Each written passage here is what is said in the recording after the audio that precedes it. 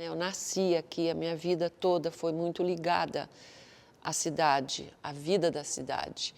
E a Casa da Cultura sempre foi um espaço de clube, onde, quando eu era jovem, eu vinha dançar os bailinhos. Eu, com 7 anos de idade, o colégio Mário Moura Brasil do Amaral, né, que depois virou Sembra, onde eu estudava, promovia desfiles para arrecadar fundos para as formações, né, dos estudantes. E quando eu tinha 7 anos, fizeram um desfile com os países, né, representação dos países. E eu vim desfilar representando a Itália, vestida de Rita Pavone. E foi a minha primeira experiência na Casa da Cultura e uma coisa que eu nunca esqueci, porque talvez pelo fato de eu ser muito pequena ainda, todas as meninas e meninos que estavam desfilando, representando outros países, eram maiores e eu era muito pequena. Meu pai, como era marceneiro, eles, não sei por que cargas d'água, acharam que eu tinha que representar a Itália, que na época a Rita Pavone tinha uma música que era famosa, aquele Date o Meu Martelo, e me vestiram. Eu era muito sardentinha, branca, e o cabelo curtinho, no estilo Rita Pavone da época, e foi um furor, porque ao passo que chegavam aquelas meninas vestidas com roupas de época, vestidas caracterizadas desse ou daquele países, do Japão ou da Rússia ou daqui e dali, chega aquele pitoco de gente de 7 anos, magricela, com um martelinho, vestido com um macacão e uma bota, e dançando twist. Depois eu passei a ser a rainha do twist, porque eu ganhava todos os concursos de twist.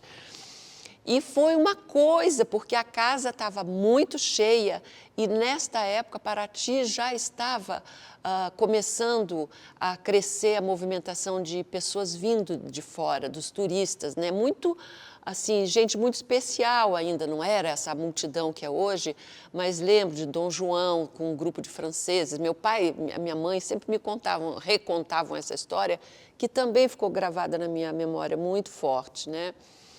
E foi assim, eu me senti uma artista, uma criança ali, com todo mundo aplaudindo, gente subindo nas sacadas e aquela loucura. Quando acabou o desfile, eu ganhei o primeiro lugar. E isso tudo era muito novo para a gente, porque até então, Paraty era só dos paratienses. Foi meio que ali para mim, aquilo foi um momento de começar a perceber que existia uma outra Paraty, um outro movimento na cidade que estava ali começando. E aí, assim, foi incrível, né? Porque a Casa da Cultura, ali naquele momento, para mim, uma revelação de um espaço exatamente para a gente brilhar, para você ser alguma coisa diferente da vida comum, né? E, com o passar dos anos, isso foi acontecendo. Depois, né, eu falei dos bailinhos, né, que era exatamente aqui, dos carnavais. E a oficina, a marcenaria do meu pai, foi por muitos anos, ela era naquela parte da frente, que dá para a rua, na parte térrea da Casa da Cultura. Meu pai tinha uma marcenaria e eu vinha trazer lanche para o meu pai, para os empregados dele, mas era um espaço só para marcenaria. E ela ficou muito tempo um pouco assim abandonada, precisando de obra, precisando de incentivos e aí, em determinadas gestões municipais, né, se tentava e promovia. Então agora tem o maestro Eduardo, está dando aula de música, e tinha o grupo de música. Porque tem curso disso ou daquilo, então tinha aquelas...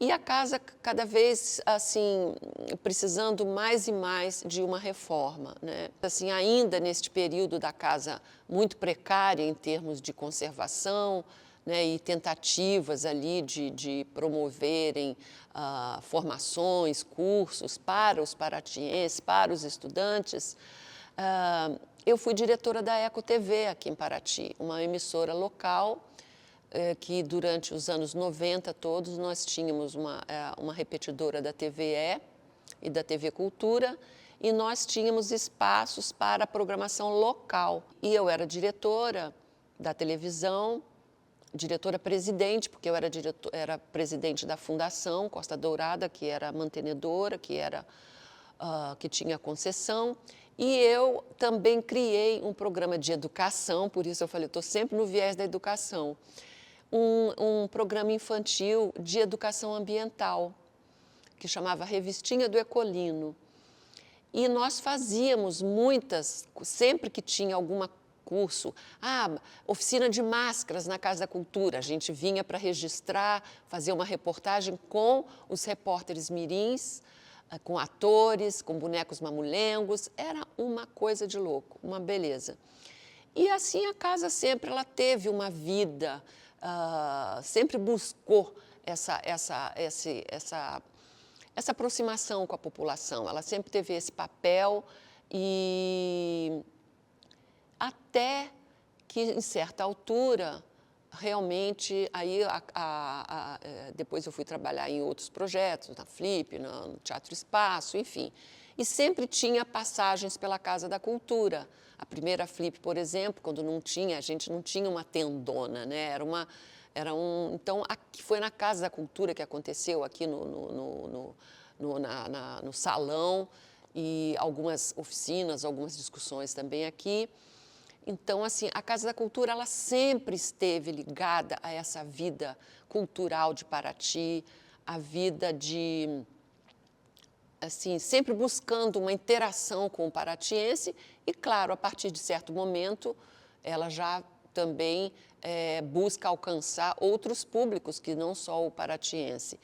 Depois, a Casa da Cultura, nessa mesma época com que teve a Flip, eu trabalhei durante 3 anos, aproximadamente, em 3 diferentes frentes de trabalho aqui com a Casa da Cultura. Primeiro era o projeto de revitalização do espaço, né, da casa, o prédio estava ruindo, e o Glauco Campelo, o grande arquiteto Glauco Campelo, foi contratado pela Fundação Roberto Marinho para fazer o projeto arquitetônico de restauro e tal e tal. E Silvia Fingueirucci e Lúcia Basto, da Fundação Roberto Marinho, precisavam de pessoas daqui de Paraty e eu fui uma das pessoas que fui contratada para dar uma assessoria, dar um apoio e ficar ali. Então, tinha esse trabalho, vai documento, volta documento, e na medida que o projeto arquitetônico avançava, porque o Glauco com uma equipe maravilhosa e equipes numerosas, muito gostoso trabalhar quando você vê que tem recursos, tem profissionais de excelência envolvido e Paraty também tem uma mão de obra nessa parte de construção muito interessante. Então, o projeto se desenvolvendo muito bem. E, por um outro lado, o outro braço do trabalho era voltado à criação desta associação que hoje é a gestora, que é a Associação Paraty Cultural. E aí já era com o Dr. Maris Guia, né, que é um advogado, e eu também apoiando, incentivando, envolvendo a população nas reuniões, nas assembleias, inclusive muitas aconteceram lá na Igreja de Santa Rita, para poder, a gente precisava compor diretoria executiva, conselhos e tudo mais. Então, tinha essas 2 frentes que estava eu ali, dando apoio. E o mais gostoso de tudo foi trabalhar com a Bia Lessa e a Marina de Mello e Souza no trabalho, em todo o trabalho de concepção, de montagem, de pesquisa para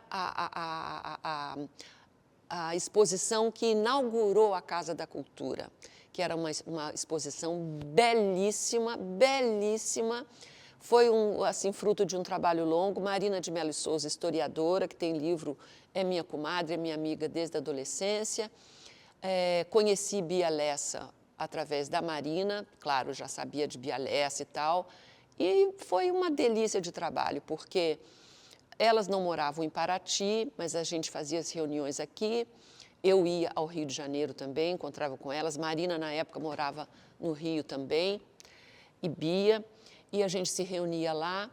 E como eu tinha sempre muito essa articulação com a cidade, de conhecer desde os artesãos, as comunidades tradicionais e tal, então, para mim, não foi difícil fazer esse trabalho de campo, envolvendo as pessoas, buscando desde pessoas para darem os depoimentos, fotografias, objetos, artesanato, coisas que contassem um pouco da nossa gente, da nossa história.